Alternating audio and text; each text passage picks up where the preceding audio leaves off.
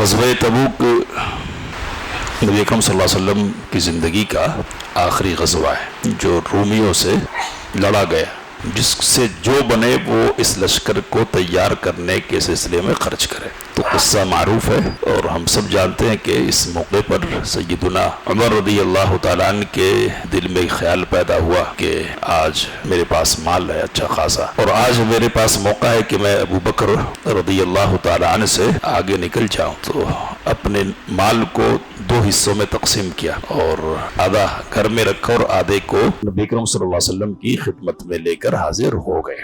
عمر نیکی کے کاموں میں حضرت ابو بکر سے مقابلہ کرتے تھے، اور بڑے آدمی سے مقابلہ کرنا ظاہری سی بات ہے کہ بڑائی کی طرف ہی لے جائے گا۔ علم الانسان ما لم يعلم،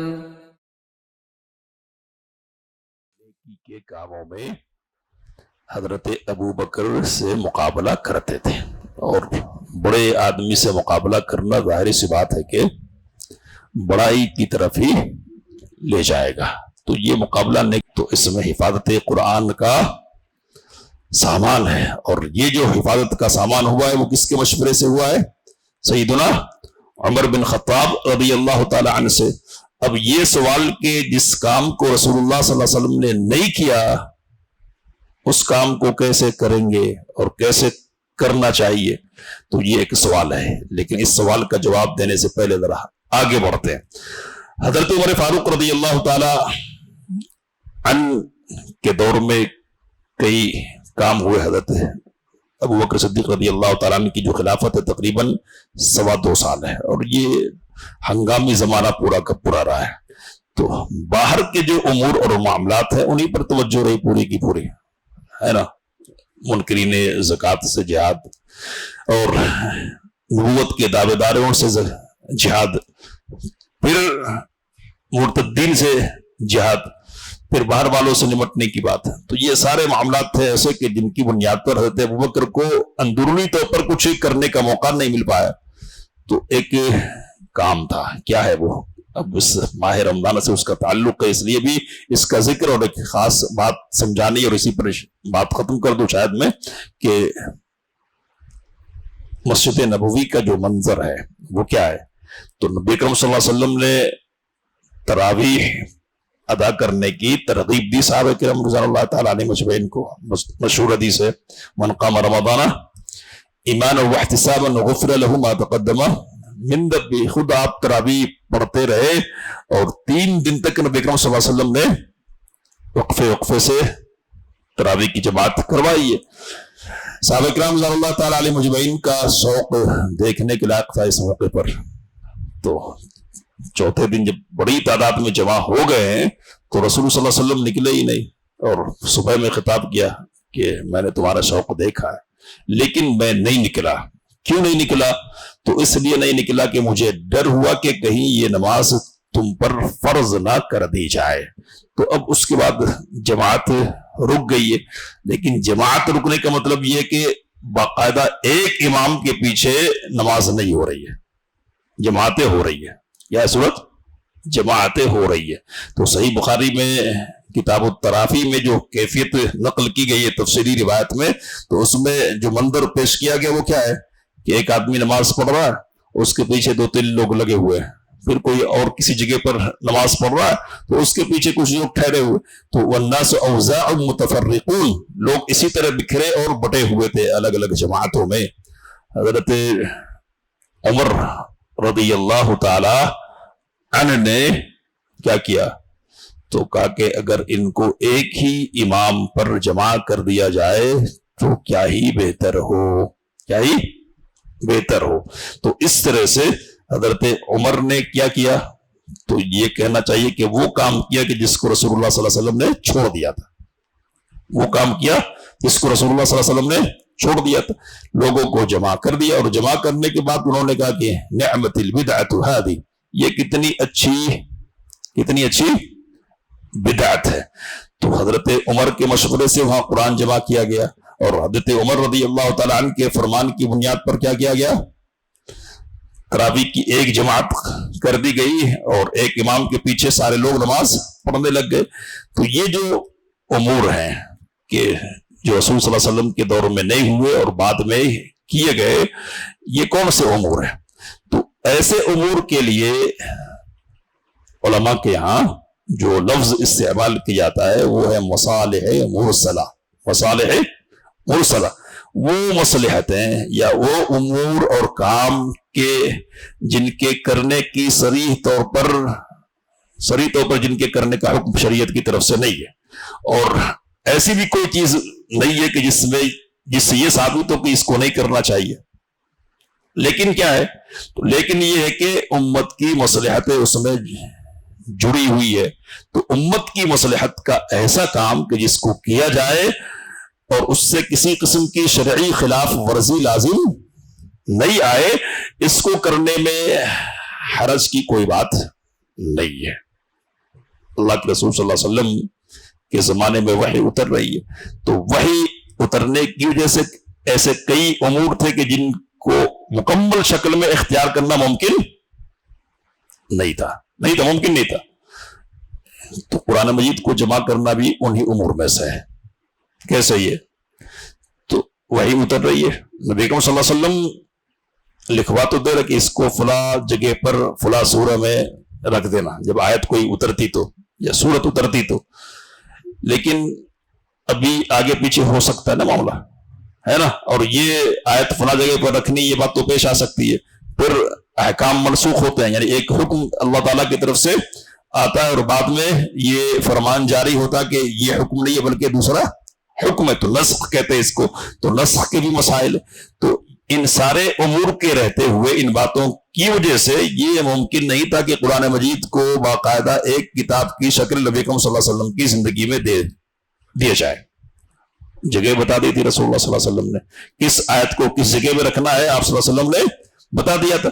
باقی اب آگے کا جو معاملہ ہے وہ کیا ہے؟ تو امت کی مصلحت کے ساتھ جڑی ہوئی بات ہے.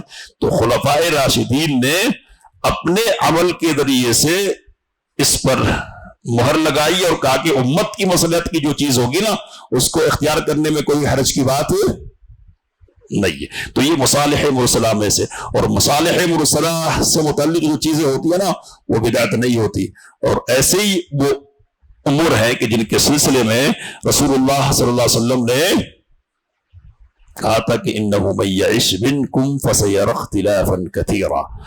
تم میں سے جو شخص زندہ رہے گا نا وہ بہت اختلاف دیکھے گا، بہت زیادہ اختلاف دیکھے گا. تو اس وقت کیا کرنا چاہیے؟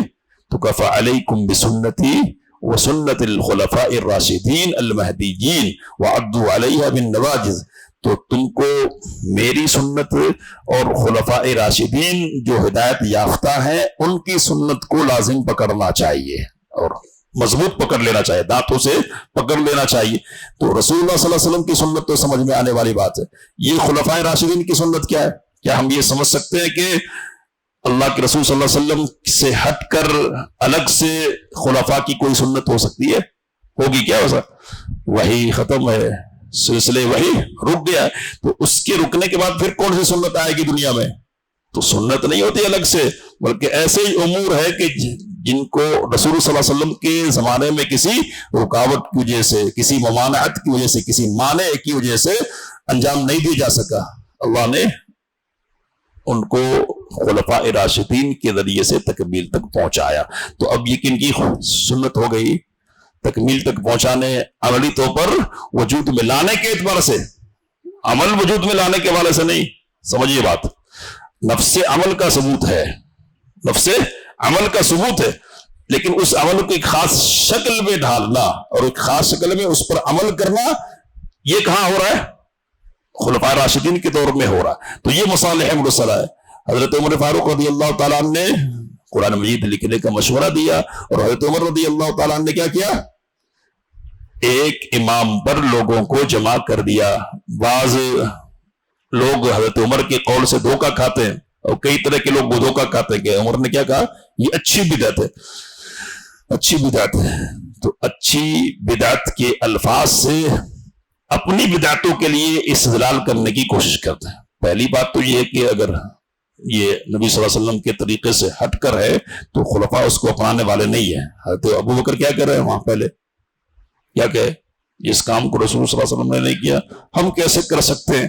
ایک بات. دوسری بات یہ کہ اگر انہوں نے کیا ہے اور جب انہوں نے کیا تو کیا صحابہ میں سے کسی نے اختلاف کیا کیا؟ تو کسی نے اختلاف نہیں کیا. تو گویا کہ یہ کام صحیح تھا اور سارے صحابہ نے اس پر کیا لگا دیا؟ مہر لگا دی. تو صحابہ کرام رضوان اللہ تعالیٰ علیہ مجمعین کا کیا ہو گیا؟ اس پہ اجماع ہو گیا. اور جس پر صحابہ کا اجماع ہو گیا وہ کام غلط ہو ہی نہیں سکتا ہے. تو پھر حضرت عمر کیوں کہہ رہا کہ یہ بدعت ہے؟ تو شکل کے اعتبار سے ہے نا. یہ جو کیفیت ہو گئی آج ایک ہی امام ہے اور سب اس کے پیچھے ہے. رسول صلی اللہ علیہ وسلم کے زمانے میں ایسا نہیں ہو پایا اس لیے کہ وہی آ رہی ہے اور ڈر ہے کہ فرض نہ کر دی جائے نماز. تو اب یہ جو شکل اختیار کی اس اعتبار سے لغوی اعتبار سے کیا بدعت ہے؟ شرعی اعتبار سے بدعت نہیں ہے. اس لیے کہ شرعی اعتبار سے بدعت کس کو کہیں گے؟ تو علماء کہتے ہیں اور اس کو ذہن میں رکھیے کہ ایک کام ہے کہ جس کو رسول اللہ صلی اللہ علیہ وسلم کر سکتے ہیں اور کرنے کے سلسلے میں کوئی رکاوٹ موجود نہیں ہے. اس کے باوجود اللہ کے رسول صلی اللہ علیہ وسلم نے نہیں کیا. کرنا چاہیے کرنے کے تقاضے موجود ہے اس کے باوجود اللہ کے رسول صلی اللہ علیہ وسلم نے نہیں کیا. سمجھ میں آ رہی بات؟ ایک کام ہے جو ہونا چاہیے جس پر عمل اور کرنے کے سلسلے میں کوئی رکاوٹ نہیں ہے اس کے باوجود اللہ کے رسول صلی اللہ علیہ وسلم نے نہیں کیا. کرنا چاہیے یاد رکھیے کرنے کے لیے کوئی رکاوٹ بھی نہیں ہے اس کو بھی یاد رکھیے اس کے باوجود اللہ کے رسول صلی اللہ علیہ وسلم نے نہیں کیا. پھر اگر ہم کر رہے ہیں نا تو یہ کیا کام کیا ہوگا؟ بدعت ہے. لیکن چاہیے بھی نہیں ہے یا چاہیے تو ہے لیکن رکاوٹ ہے. جیسے اب قرآن مجید لکھنا ہے ایک صحیفہ مصحف کی شکل میں دینا صحیفے کی شکل میں جمع کرنا ہے لیکن اس کے مسائل موجود نہیں ہے. ابھی مسائل اور تقاضے موجود نہیں ہے رکاوٹ موجود ہے. یہاں تراویح کے سلسلے میں رکاوٹ کیا ہے؟ تو رسول صلی اللہ علیہ وسلم کا قول ہے کیا کہ مجھے ڈر ہے کہ کہیں تم پر یہ نماز فرض نہ کر دی جائے. اصل دلیل موجود ہے کہ پڑھو اور یہ بھی کہا کہ جو امام کے ساتھ پڑھے گا نا اور امام کے فارغ ہونے تک امام کے ساتھ رہے گا حتی ینصرف کتب لہ قیام کل لیلہ اس کے لیے پوری رات نماز پڑھنے کا ثواب لکھا جائے گا. تو یہ بدعت کیسے ہے نا؟ تو ایسے امور کے لیے خلفاء کو اللہ نے کیا بنا دیا؟ ہمارے لیے نمونہ اور اسوہ بنا دیا اور یہ ان کی سنتیں ہو گئی. اب ان سے فائدہ اٹھاتے ہوئے ایسے امور کے جن میں امت کی مصلحت ہو اور شرعی کوئی خلاف ورزی نہیں ہو آگے معاملات ہوتے رہے. تو اب اصول حدیث کی بات ہے نا. اصول حدیث سمجھ رہے یعنی یہ حدیث صحیح ہے یہ ضعیف ہے. ضعیف اور صحیح کن بنیادوں پر ہوگی حدیث وغیرہ اور فلاں فنون ہے عربی گرامر کی چیزیں ہیں علوم کی جتنی چیزیں ہیں جو بعد میں ترقی پاتی رہی ہے تو یہ سب اسی بنیاد پر کس بنیاد پر؟ خلفاء راشدین کے عمل کی بنیاد پر. تو یہ کام ان میں سے بہت سارے کام کن کے ذریعے سے انجام پائے؟ حضرت عمر کے ذریعے سے. اب ایک دو بات حضرت ابو بکر کو خلیفۃ المسلمین اور خلیفۃ الرسول کہتے تھے. رسول صلی اللہ علیہ وسلم کے خلیفہ. حضرت عمر پہلے شخص ہے کہ جن کو امیر المؤمنین کے نام سے جانا گیا اور ان کو امیر المؤمنین کے نام سے پکارا گیا. ان سے پہلے کسی اور کے لیے یہ لفظ استعمال نہیں کیا گیا. حضرت عمر خلیفہ تو تھے لیکن وہ جو خلافت کی شان ٹھاٹ پاٹ شاہانہ انداز اس قسم کی کوئی چیز ان کے یہاں دیکھنے کو نہیں ملتی ہے. کہیں بھی سو جاتے تھے درخت اور جھاڑ کے نیچے چادر کو تکیہ بنایا اور سو گئے. کون ہے یہ؟ تو وقت کا سب سے بڑا حاکم ہے. اور یہ کہنا چاہیے کہ 2 سپر پاور کو ختم کرنے کے بعد اب تیسرا سپر پاور کدھر ہے؟ تو اس سپر پاور مملکت کا مالک عمر بن خطاب رضی اللہ تعالیٰ عنہ. لیکن کپڑے میں پیوند لگے ہوئے. بیت المقدس سے فتح ہو گیا. اصرار یہ ہوا مخالفین کی طرف سے کہ آپ کا خلیفہ آئے گا تو ہم اس کے حوالے بیت المقدس کی چابی کریں گے. تو حضرت عمر رضی اللہ تعالیٰ عنہ کس شان سے جا رہے ہیں؟ کس شان سے؟ تو یہ قصہ تو معلوم ہی ہے نا کہ ایک ہی سواری ہے. طے کر لیا غلام بھی ساتھ میں طے کر لے کہ کچھ دور تک تم چڑھنا اور کچھ دور تک میں چڑھوں گا. تو جب پہنچے ہیں نا تو غلام چڑھا ہوا ہے. یہ ایک منظر. حضرت ابو عبیدہ رضی اللہ تعالیٰ عنہ سامنے آئے امیر لشکر کہا کہ دوسروں سے ملنا ہے نا تو ذرا لباس اچھا ہونا چاہیے تھا. تو کہا کہ ابو عبیدہ کوئی اور کہتا تو ذرا سمجھ میں آنے والی بات تھی، لیکن آپ کہتے ہو تو آپ کی بات یہ کیوں کہی؟ حضرت ابو عبیدہ کا بھی ذکر ہمارے سامنے آئے گا. حضرت عمر نے ان کے سلسلے میں کہا تھا کہ ہم میں سے کوئی نہیں کہ جس کو دنیا نے بدل نہ دیا ہو، لیکن ابو عبیدہ جیسے تھے ویسے ہی ہے.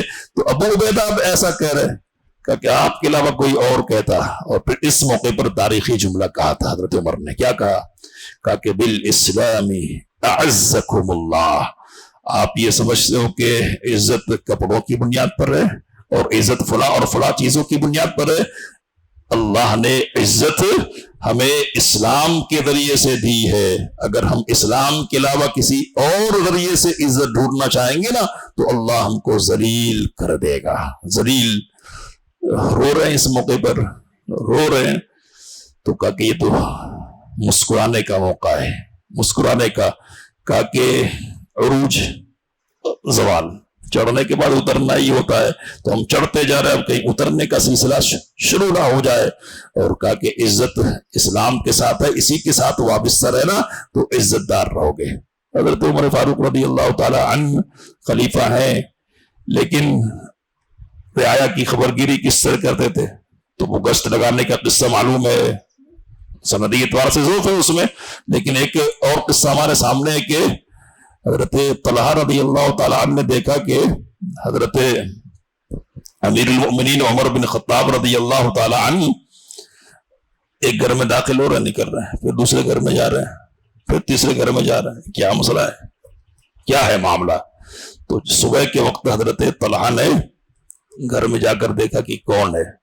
تو پتہ چلا کہ ایک بوڑھی نابینا خاتون ہے. کہا کہ یہ جو آدمی آتا ہے کون ہے، کس لیے آتا ہے یہ؟ تو کہا کہ کون ہے یہ تو نہیں معلوم ہے، لیکن یہ روزانہ کی بنیاد پر آتا ہے، میری ضرورت کی چیزیں مجھے دے جاتا ہے اور صاف صفائی وغیرہ کا کام کر جاتا ہے. حضرت طلحہ کہنے لگے کہ عمر کی غلطی پکڑنے چلے تھے، اپنے آپ سے عمر کی غلطی پکڑنے چلے تھے. حضرت خولہ بنت ثعلبہ رضی اللہ تعالی عنہ کا قصہ زہار کے حوالے سے، ان کے شوہر اوس بن صامت نے ان سے کیا کر لیا تھا؟ زہار کر لیا تھا.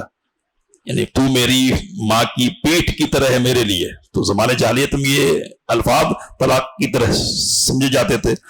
کہہ تو دیا لیکن پھر یہ کیا کہہ دیا، اب پچھتاوا ہے. خولہ نے کہا کہ نہیں، پہلے رسول صلی اللہ علیہ وسلم سے پوچھیں گے، پھر آپس میں ملنا ہوگا. تو اب آئی ہیں نبی صلی اللہ علیہ وسلم کے پاس.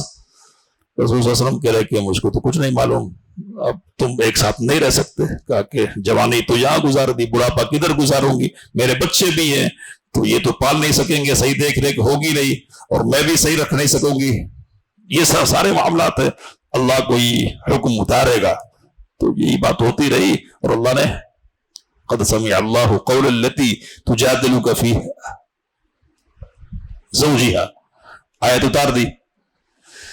تو حضرت خولہ رضی اللہ تعالیٰ عنہ کے سلسلے میں ہے کہ کہتے ہیں صحابی کے راستے میں ایک عورت مل گئی، تابعی ہے. عمر نے اس سے سلام کیا، عورت نے سلام کا جواب دیا. کہا اے عمر، میں تمہیں اس وقت سے جانتی ہوں جب تمہیں عکاظ کے بازار میں عمیر کہہ کر پکارا جاتا تھا.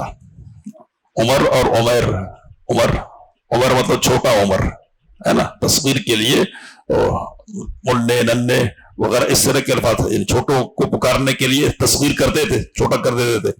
تو اس طرح پکارا، اور تم اپنے ڈنڈے سے دوسرے بچوں کو چھیڑتے تھے، چھوٹے تھے ابھی، یہاں تک کہ تمہیں عمر کہا جانے لگا، یعنی بڑے ہو گئے تم، اور زیادہ دن نہیں گزرے کہ امیر المؤمنین کہے جانے لگے.